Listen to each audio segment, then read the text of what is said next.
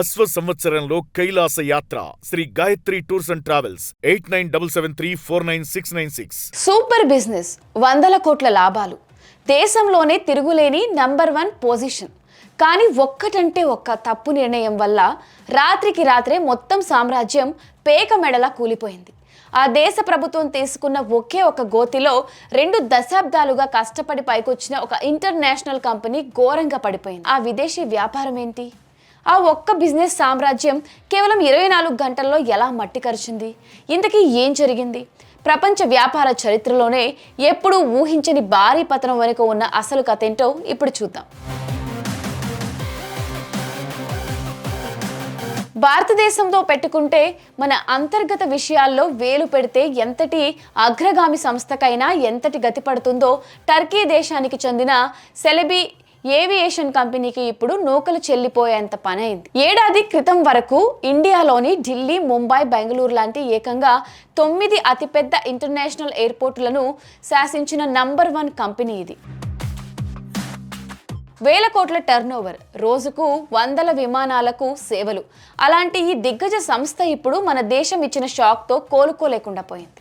ఏడాది తరువాత ఇండియా దెబ్బకు మా కంపెనీ సామ్రాజ్యం రాత్రికి రాత్రే కుప్పకూలిపోయిందని ఈ కంపెనీ ఓనర్ అయిన జానన్ సెలిబియోగ్లు కన్నీళ్లు పెట్టుకుంది. ఓ ఇంటర్వ్యూలో తమ బాధనంతా ప్రపంచం ముందు చెప్పుకుంటూ ఆవేదన వ్యక్తం చేసింది. భారతదేశం మా కంపెనీని బ్యాన్ చేయడం వల్ల మేము 2000 సంవత్సరం నుండి అంటే 25 ఏళ్లుగా రక్తం కూడు చేసుకుని ఒక్కో ఇటుక పేర్చుకుని కట్టుకున్న మా సామ్రాజ్యం రాత్రికి రాత్రే బూడిదలో పోసిన పన్నీరైపోయింది అంటూ ఏడ్చేసింది. దీనివల్ల తమకు దాదాపు 4200 కోట్ల భారీ నష్టం వచ్చిందని, తమ కంపెనీ వాల్యూను భారత ప్రభుత్వం ఒక్క రోజులోనే సున్నా చేసి పారేసిందని తలబాదుకుంది. ఆవిడ ఇండియాకు పెద్ద ఫ్యాన్ అట. ఇండియా నా రెండో ఇల్లు అని కూడా చెప్పుకొచ్చింది. కానీ ఏం లాభం? సొంత దేశం చేసిన తప్పుకు ఈమె ఇక్కడ బలైపోయింది. ఇంతకీ ఆ టర్కీ కంపెనీకి అంత పెద్ద నష్టం రావడానికి, భారత్ ప్రభుత్వం అంత కఠినంగా మారడానికి అసలు కారణం ఏంటో తెలుసా? ఆ దేశ అధ్యక్షుడు చేసిన నమ్మక ద్రోహం. మన పహల్గాం పాకిస్తాన్ ఉగ్రదాడులు దారుణంగా దాడి చేసి 26 మంది అమాయక భారతీయ పౌరులను పొట్టన పెట్టుకున్నారు. ఆ రక్తపాతానికి ప్రతీకగా మన ఇండియా ఆర్మీ పాకిస్తాన్ లోపలికి దూసుకు వెళ్లి ఆపరేషన్ సింధూర్ పేరుతో ఉగ్రవాద క్యాంపులపై బాంబుల వర్షం కురిపించింది. శత్రువుల గుండెల్లో నిద్రపోయింది. కరెక్ట్గా ఆ టైంలో ఈ టర్కీ ప్రభుత్వం బుద్ధి గడ్డి తిని పాకిస్తాన్కు సపోర్ట్ చేస్తూ భారత్కు వ్యతిరేకంగా నిలబడింది. పాకిస్తాన్కు ఏకంగా 350కి పైగా యుద్ధ డ్రోన్లు సరఫరా చేసింది. అంతటితో ఆగకుండా ఆ డ్రోన్లు నడపడానికి టర్కీ మిలిటరీ సైనికులను కూడా పాకిస్తాన్కు పంపింది. ఆ యుద్ధంలో 2 టర్కీ సైనికులు కూడా చనిపోయారు.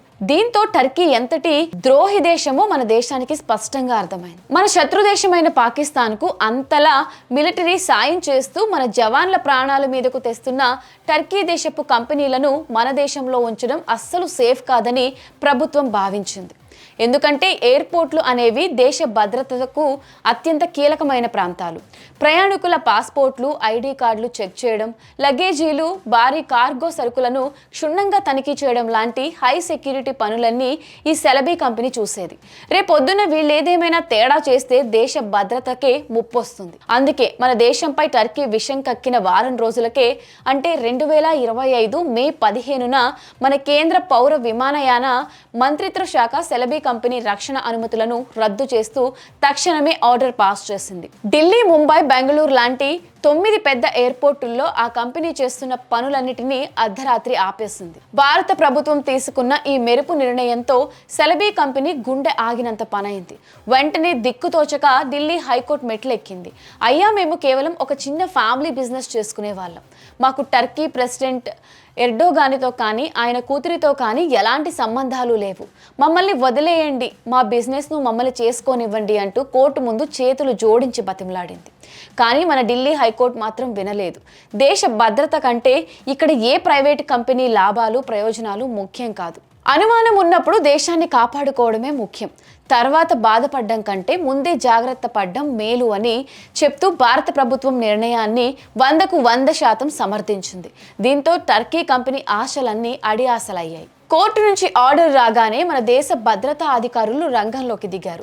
ఎయిర్పోర్టులో ఉన్న సలబీ కంపెనీలకు చెందిన కోట్ల రూపాయల విలువైన భారీ మిషన్లను, సామాన్లను స్పాట్లోనే సీజ్ చేశారు. ఎయిర్పోర్ట్ పనులకు ఎలాంటి బ్రేక్ పడకుండా ఉండడానికి ఆ కంపెనీలో పనిచేస్తున్న దాదాపు 10,000 మంది ఉద్యోగులను రాత్రికి రాత్రే వారు ఇండియన్ కంపెనీల్లో మార్చేశారు.